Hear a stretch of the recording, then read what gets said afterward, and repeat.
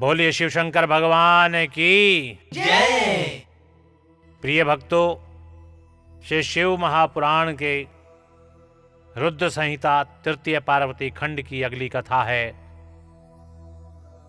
हिमवान का भगवान शिव के पास लग्न पत्रिका भेजना, विवाह के लिए आवश्यक सामान जुटाना, मंगलाचार का आरंभ करना, उनका निमंत्रण पाकर पर्वतों और नदियों का दिव्य रूप में आना, पुरी की सजावट तथा विश्वकर्मा द्वारा दिव्य मंडप एवं देवताओं के निवास के लिए दिव्य लोकों का निर्माण करवाना। तो आइए भक्तों, आरंभ करते हैं इस कथा के साथ 37 और 38वां अध्याय। नारद जी ने पूछा, नारायण नारायण, हे तात, हे महाप्राज्ञ, हे प्रभु, आप कृपा पूर्वक यह बतलाइए कि सप्तऋषियों के चले जाने पर हिमाचल ने क्या किया। ब्रह्मा जी ने कहा, हे मुनीश्वर, अरुंधति सहित उन महर्षियों के चले जाने पर हिमवान ने जो कार्य किया वह बता रहा हूं। सप्तऋषियों के जाने के बाद अपने मेरु आदि भाई बंधुओं को आमंत्रित करके पुत्र और पत्नी सहित महामनस्वी गिरिराज हिमवान बड़े हर्ष का अनुभव करने लगे। तदंतर ऋषियों की आज्ञा के अनुसार हिमवान ने अपने पुरोहित गर्ग जी से बड़ी प्रसन्नता के साथ लग्न पत्रिका लिखवाई। उस पत्रिका को उन्होंने भगवान शिव के पास भेजा। पर्वतराज के बहुत से आत्मीय जन प्रसन्नता से नाना प्रकार की सामग्रियां लेकर वहां गए। कैलाश पर भगवान शिव के समीप पहुंचकर उन लोगों ने शिव को तिलक लगाया और वह लग्न पत्रिका उनके हाथ में दी। वहां भगवान शिव ने उन सबको यथा योग्य विशेष सत्कार किया। फिर वे सब लोग प्रसन्नचित हो शैलराज के पास लौट आए। महेश्वर के द्वारा विशेष सम्मानित होकर बड़े हर्ष के साथ लौटे हुए उन लोगों को देखकर हिमवान के हृदय में अत्यंत हर्ष हुआ। तत्पश्चात आनंदित हो शैलराज ने नाना देशों में रहने वाले अपने बंधुओं को लिखित निमंत्रण भेजा, जो उन सबको सुख देने वाला था। इसके बाद वे बड़े आदर उत्साह के साथ उत्तम अन्न एवं नाना प्रकार की विवाहोचित सामग्रियों का संग्रह करने लगे। उन्होंने चावल, गुड़, शक्कर, आटा, दूध, दही, घी, मिठाई, नमकीन पदार्थ, मक्खन, पकवान, महान स्वादिष्ट रस और नाना प्रकार के व्यंजन इतने अधिक एकत्र किए कि सूखे पदार्थों के पहाड़ खड़े हो गए और द्रव्य पदार्थों की बावड़ियां भर गईं। शिव के पार्षदों और देवताओं के लिए हितकर नाना प्रकार की वस्तुएं, भांति भांति के बहुमूल्य वस्त्र, आग में तपाकर शुद्ध किए हुए स्वर्ण, रजत और विभिन्न प्रकार के मणिरत्न, इनका तथा अन्य उपयोगी द्रव्यों का विधि पूर्वक संग्रह करके हिमराज ने मंगलकारी दिन में मांगलिक कृत्य करना आरंभ किया। पर्वतराज के घर की स्त्रियों ने पार्वती का संस्कार करवाया। भांति भांति के आभूषणों से विभूषित हुई राजभवन की उन सुंदरी स्त्रियों ने सानंद मंगल कार्य का संपादन किया। नगर के ब्राह्मणों की स्त्रियों ने स्वयं बड़े हर्ष के साथ लोकाचार का अनुष्ठान किया। उसमें मंगल पूर्वक भांति भांति के उत्सव मनाए गए। हर्ष भरे हृदय से उत्तम मंगलाचार का संपादन करके हिमालय भी सर्वतोभावेन बड़े प्रसन्न हुए और अपने निमंत्रित बंधुजनों के आगमन की उत्सुकता पूर्वक प्रतीक्षा करने लगे। इसी बीच में उनके निमंत्रित बंधु बांधव आने लगे। देवताओं के निवास भूत गिरिराज सुमेरु दिव्य रूप धारण करके नाना प्रकार के मणियों तथा महारत्नों को यत्न पूर्वक साथ ले अपने स्त्री पुत्रों के साथ हिमाचल के घर आए। मद्राचल, अस्ताचल, उदयाचल, मलय, दरदुर, निषद, गंधमादन, करवीर, महेंद्र, पारियात्र, क्रौच, पुरुषोत्तम शैल, नील, त्रिकूट, चित्रकूट, वेंकट, श्री शैल, गोकामुख, नारद, विंध्य कालंजर, कैलाश तथा अन्य पर्वत दिव्य रूप धारण कर अपने स्त्री पुत्रों के साथ बहुत सी भेंट सामग्री ले वहां उपस्थित हुए। दूसरे द्वीपों में तथा यहाँ भी जो जो पर्वत हैं वे सब हिमालय के घर पधारे। शिवा और शिव का विवाह है यह जानकर सबने बड़ी प्रसन्नता के साथ वहां पदार्पण किया। सोनभद्र आदि नद और संपूर्ण नदियां दिव्य नर नारियों के रूप धारण कर नाना प्रकार के अलंकारों से अलंकृत हो शिव पार्वती का विवाह देखने के लिए आए। गोदावरी, यमुना, सरस्वती, वेणी, गंगा, नर्मदा तथा अन्य श्रेष्ठ सरिताएं भी बड़ी प्रसन्नता के साथ हिमवान के यहाँ आई। उन सब के आने से हिमालय की दिव्यपुरी सब ओर से भर गई। वह सब प्रकार की शोभाओं से संपन्न थी। वहाँ बड़े बड़े उत्सव हो रहे थे, ध्वजा पताकाएं फहराई जा रही थीं, बंदरवारों से उसकी अधिक शोभा होती थी। चारों ओर चंदोए तने होने से वहाँ सूर्य का दर्शन नहीं होता था। भांति भांति की नीली पीली आदि प्रभा उन पुरी की शोभा बढ़ाती थी। हिमालय ने भी बड़ी प्रसन्नता के साथ अपने यहाँ पधारे हुए सभी स्त्री पुरुषों का यथा योग्य आदर सत्कार किया और सबको अलग अलग सुंदर स्थानों में ठहराया। अनेकानेक उपयुक्त सामग्री देकर सबको पूर्ण संतुष्ट किया। हे मुनि श्रेष्ठ, तदंतर शैलराज हिमवान्य ने प्रसन्न हो महान उत्सव के परिपूर्ण अपने नगर को विचित्र रीतियों से सजाना आरंभ किया। सड़कों को झाड़ बुहार कर उन पर छिड़काव कराया, उन्हें बहुमूल्य साधनों से सुसज्जित एवं शोभित किया। प्रत्येक नगर के दरवाजे पर केले आदि मांगलिक वृक्ष लगवाए और उन्हें मांगलिक द्रव्यों से संयुक्त किया। आंगन को केले के खम्भों से सजाया। रेशम की डोरों में आम के पल्लव बांधकर बंदरवारें बनवाई और उन्हें उन खम्भों के चारों ओर लगवा दिया। मालती के फूलों की मालाएं उन आंगन के सब ओर लटका दी गईं। सुंदर तोरणों से वह आंगन का भाग अत्यंत प्रकाशमान जान पड़ता था। चारों दिशाओं में मंगल सूचक शुभ द्रव्य रखे गए थे जो उन प्रांगण की शोभा को बढ़ा रहे थे। इसी प्रकार अत्यंत प्रसन्नता से भरे हुए गिरिराज हिमवान ने महान प्रभावशाली गर्ग मुनि को आगे करके अपनी पुत्री के लिए प्रस्तुत करने योग्य सारा उत्तम मंगल कार्य संपन्न किया। उन्होंने विश्वकर्मा को बुलाकर आदर पूर्वक एक मंडप बनवाया जिसका विस्तार बहुत अधिक था। वेदी आदि के कारण वह मंडप बहुत मनोहर जान पड़ता था। हे देवर्षे, वह मंडप कई योजन विस्तृत था, अनेक शुभ लक्षणों से युक्त तथा नाना प्रकार के आश्चर्यों से परिपूर्ण था।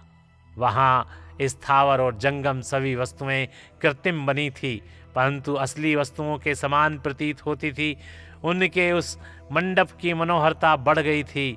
वहाँ सब और ऐसी अद्भुत वस्तुएं थी जो उस मंडप का सर्वस्व जान पड़ती थी। नाना प्रकार की निराली वस्तुओं का चमत्कार वहाँ छा रहा था।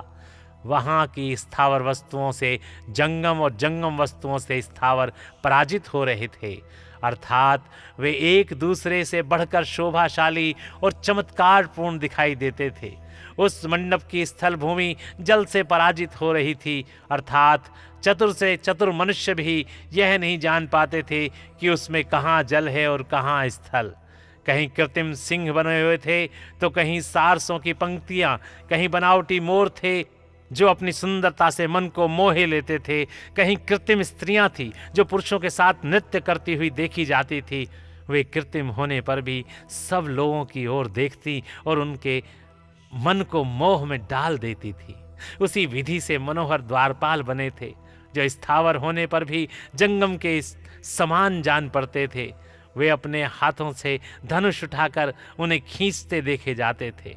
द्वार पर कृत्रिम महालक्ष्मी खड़ी थी जिनकी रचना अद्भुत थी। वह समस्त शुभ लक्षणों से संयुक्त दिखाई देती थी।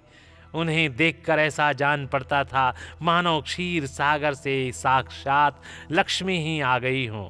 उस मंडप में स्थान स्थान पर सजे सजाए कृत्रिम हाथी खड़े हुए थे जो असली हाथियों के समान ही प्रतीत होते थे। घुड़सवारों सहित घोड़े और हाथी सवारों सहित हाथी बनाए गए थे। जहां तहां रथियों सहित रथ बने थे जो कृत्रिम अश्वों से ही खींचे जाते थे। उन्हें देखकर लोगों को बड़ा आश्चर्य होता था। इनके सिवा दूसरे दूसरे कृत्रिम वाहन भी वहां खड़े थे। पैदल सिपाहियों की कृत्रिम सेना भी वहां मौजूद थी। हे मुने, प्रसन्न चित्त वाले विश्वकर्मा ने देवताओं और मुनियों को भी मोह आश्चर्य में डालने के लिए वहां ऐसी अद्भुत रचनाएं रची थी। मंडप के सबसे बड़े फाटक पर कृत्रिम नंदी खड़ा था, जो शुद्ध स्फटिक मणि के समान उज्जवल कांति से सुशोभित होता था।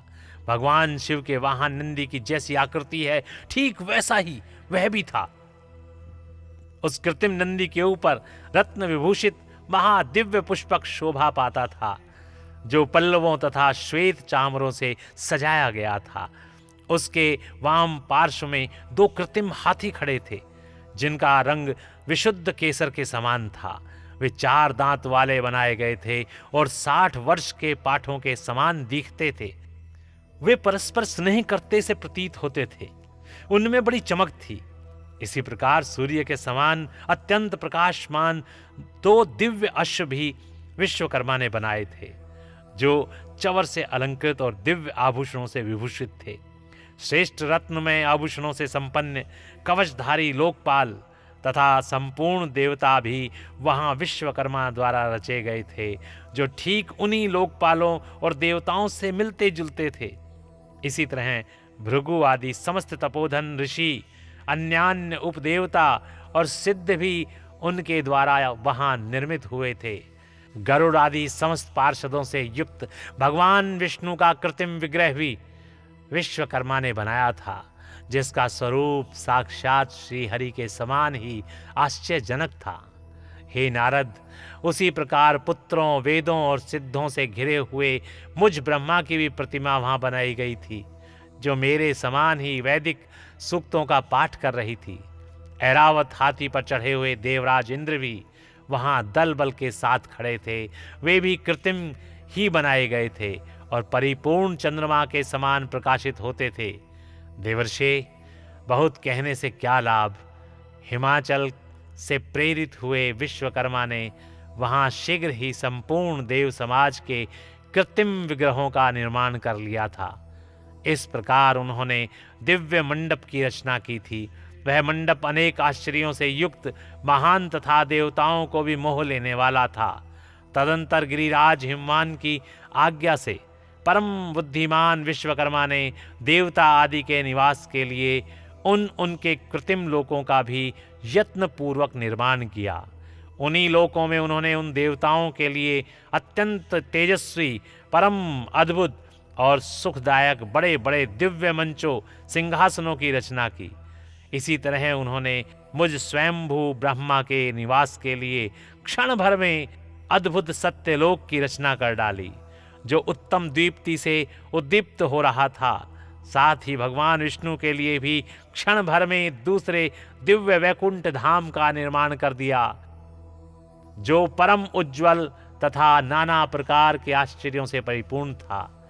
इसी तरह विश्वकर्मा ने देवराज इंद्र के लिए भी दिव्य, अद्भुत, उत्तम एवं समस्त ऐश्वर्यों से संपन्न गृह की रचना की। अन्य लोकपालों के लिए भी उन्होंने प्रसन्नता पूर्वक बड़े सुंदर, दिव्य, अद्भुत एवं बड़े बड़े भवन बनाए। फिर क्रमशः समस्त देवताओं के लिए भी उन्होंने क्रमशः विचित्र ग्रहों का निर्माण किया। परम बुद्धिमान विश्वकर्मा को भगवान शंकर का महान वर प्राप्त था, इसलिए उन्होंने शिव के संतोष के लिए क्षण भर में इन सब वस्तुओं की रचना कर डाली। तदंतर उसी प्रकार भगवान शंकर के लिए भी उन्होंने एक शोभाशाली गृह का निर्माण किया, जो शिव के चिन्ह से युक्त तथा शिवलोकवर्ती दिव्य भवन के समान ही अनुपम था। श्रेष्ठ देवताओं ने उसकी भूरी भूरी प्रशंसा की थी। वह परम उज्ज्वल, महान, प्रभापुंज से उद्भासित, उत्तम और अद्भुत था। विश्वकर्मा ने भगवान शिव की प्रसन्नता के लिए वहां ऐसी अद्भुत रचना की थी, जो परम उज्ज्वल होने के साथ ही साक्षात महादेव जी को भी आश्चर्य में डालने वाली थी। इस प्रकार यह सारा अलौकिक व्यवहार करके हिमाचल बड़ी प्रसन्नता के साथ भगवान शंभु के शुभागमन की प्रतीक्षा करने लगे। हे देवर्षे, हिमालय का यह सारा आनंददायक वृतांत मैंने तुमसे कह सुनाया। अब और क्या सुनना चाहते हो, बताओ। बोलिए शिव शंकर भगवान की जय। प्रिय भक्तों, इस प्रकार यहाँ पर श्री शिव महापुराण के रुद्र संहिता तृतीय पार्वती खंड की ये कथा और 37वां 38वां अध्याय यहाँ पर समाप्त होता है। बोलिए शिव शंकर भगवान की जय। ओम नमः शिवाय। ओम नमः शिवाय। ओम नमः शिवाय।